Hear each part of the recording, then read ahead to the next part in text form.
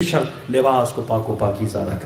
دوسری شرط کیا فرمایا؟ اپنے بدن کے اوپر بھی کوئی نجاست نہیں ہونی چاہیے. تیسری شرط ہمارا چاہنے والا ہمیشہ دائم الوضو رہتا ہے. وضو نور ہے. اگر تو وضو کی حالت میں ہے تمہارے لمحات عبادت میں گزرتے ہیں. چوتھی شرط یہ ہے کہ اپنے باطنی اعضاء کو بھی پاک و پاکیزہ رکھو. کل میرے آنکھ پر ابتدا آنکھ سے ہے. آج اکثر جو گناہ ہے وہ دو اعضاء سے. اکثر جو گناہ ہے یعنی یہ کہوں کہ تمام تر اشرار کی جڑ یہ دو گناہ ہیں, یہ دو عضو ہیں. بس فرماتا رأس کل لا فتنۃ اعظم من الشہوہ.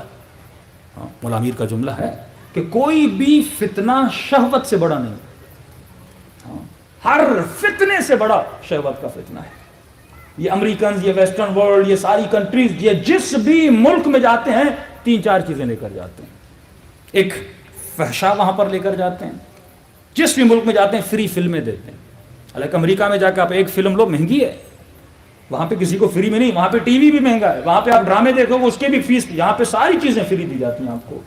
یہ افغانستان میں گئے, لوگوں کی داڑیاں منڈوا لیں اور وہاں پہ ڈش عام کیا, ٹی وی عام کیا, فلمیں عام کی. اور افغانی یہ بتانے کے لیے بھائی ہم ماڈرن ہو چکے ہیں, تو ماڈرن ہونے کی نشانی یہ ہے کہ وہاں پہ گانے بجانے کے کنسرٹ ہونے لگے. بن سلمان خود کو ماڈرن دکھانے کے لیے وہاں پہ کیا کر رہا ہے؟ امریکہ کی سب سے بڑی ڈانسر اور سنگرز کو وہاں بلا رہا ہے. یہ مسلمان کے ماڈرن ہونے کی نشانی ہے کہ جب وہ فحشا میں جاتا ہے تو ماڈرن ہوتا ہے. جب اس کی بیٹی ناچتی ہے تو سمجھتا ہے میں ماڈرن ہوں. جب یہ ڈانسنگ میں جاتا ہے سمجھتا ہے ماڈرن ہوں. جب یہ بد حجابی میں جاتا ہے کہتا ہے میں پڑھا لکھا ہوں. تو وہ جس ملک میں جاتے ہیں سب سے پہلی چیز جو وہاں پہ لاتے ہیں, پہلی چیز فحشا کو پھیلاتے ہیں. ہاں, فحشا سے مراد زنا کو عام کرتے ہیں. زنا کو عام کرتے ہیں. عام کرنے کا مطلب کیا؟ فرمایا آخری زمانے میں قبح گناہ ختم ہو جائے گا. مولا کے سامنے اگر کوئی کہتا تھا نا مولا میں نے زنا کی ہے, تو اہل بیت کا وجود کانپ جاتا تھا. مولا فرماتے تھے خاموش ہو, فوراً جا کے توبہ کر, دوبارہ نہ کہنا. پھر کہتے تھے مولا کی ہے. پھر علی نے فرمایا خاموش ہو جا, جلدی چلا جا توبہ کر. تیسری مرتبہ کا مولا کی ہے. امام نے کہا اب اسے کوڑے لگیں گے, اب اسے سزا دینی پڑے گی, کیونکہ خود کیا کر رہا ہے؟ اقرار کر رہا ہے. ایک مرتبہ میں گناہ کرتا ہوں, جانتا ہوں میں گنہگار ہوں, توبہ کرتا ہوں, مصلی پہ بیٹھتا ہوں, مولا خطا ہو گئی, مولا گناہ کیا, لیکن ایک مرتبہ گناہ کرتا ہوں اور چار دوستوں کو بتاتا ہوں. اس کی جو سزا ہے نا وہ بہت زیادہ ہے. اصل میں سزا ہے اس بندے کی. لاکھوں لوگ بند کمرے میں گناہ کریں, اسلام کوئی سزا نہیں دیتا. کہ مرنے کے بعد جو کرنا ہوگا اللہ کرے گا, لیکن دنیا میں اس کی کوئی سزا نہیں ہے. تبھی فرمایا اگر کوئی زنا کرے اس کی زنا کے ثابت ہونے کے لیے چار گواہوں کا ہونا ضروری ہے. اس میں فقہا کی بحث ہے, اور ان گواہوں نے ان کو زنا کرتے ہوئے باریک بینی سے دیکھا ہو.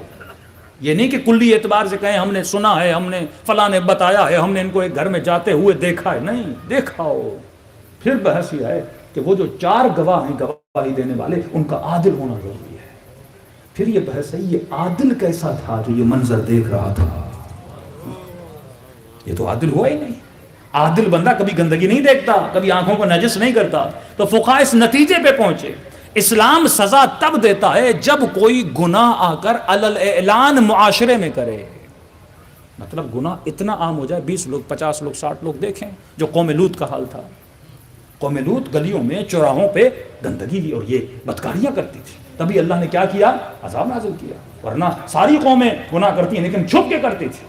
فرمایا کہ زمانہ آئے گا کہ گناہ عام ہو جائے گا, فحشا عام ہو جائے گی. یہ جوان اپنے دوست کو علل اعلان بتائے گا کہ میری فلاں خاتون سے تعلق ہے. یہ گرل فرینڈ بوائے فرینڈ کا تصور کیوں عام ہو چکا؟ کیا مرد کی عورت سے دوستی ہوتی ہے؟ ایک مثال دکھا سکتے ہو اسلام میں؟ اہل بیت کی زندگی, نہیں تو اصحاب کی زندگی, نہیں تو ان کے ہمارے علماء کی زندگی, کسی سے دکھا سکتے ہو کہ یہ تصور اسلام میں قرآن میں ملتا ہو. لیکن آج یہ تصور کیا ہو گیا؟ عام ہو گیا. یہ جوان فخریہ طور پہ کہتا ہے تبھی ملتا ہے کہ جب امام کا ظہور ہوگا.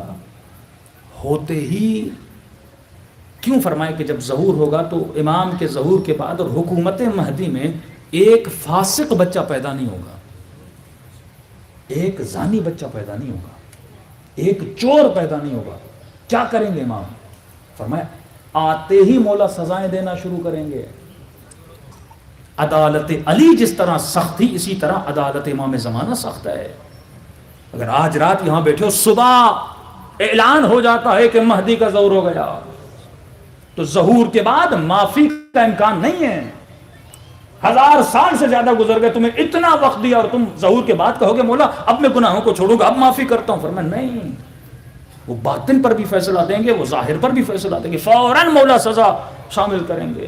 یعنی اگر میرے اندر الیاذ باللہ بھی شراب کی عادت ہے, زنا کی عادت ہے, اور صبح امام کا ظہور ہوتا ہے تو مجھے کوڑوں کے لیے تیار ہونا چاہیے, کیونکہ ظہور کے بعد کسی کے لیے کوئی فرصت نہیں. بالکل اسی طرح جب انسان ملک الموت کو دیکھتا ہے تو توبہ کی گنجائش نہیں ہے. یہ مہلت دی جا رہی ہے کہ مومن ہماری ولایت کا اقرار کرنے والے خود کو ایسے پاک کر دے جیسے سلمان فارسی نے خود کو پاک کیا تھا. صلوات پڑھے محمد و آل محمد.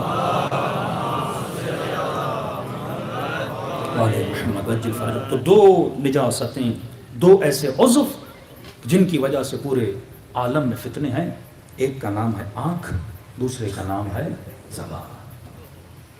18 گناہان کبیرہ زبان سے ہوتے ہیں, مومن کو پتہ نہیں. کچھ علماء نے یہاں تک لکھا کہ 99 گناہان صغیرہ زبان سے ہوتے ہیں, مومن کو پتہ نہیں. طلاقیں کیوں ہوتی ہیں؟ زبان کی وجہ سے. دو لوگ آپس میں جھگڑتے ہیں زبان کی وجہ سے. شیعہ کافر ہے, یہ زبان کس نے کہا؟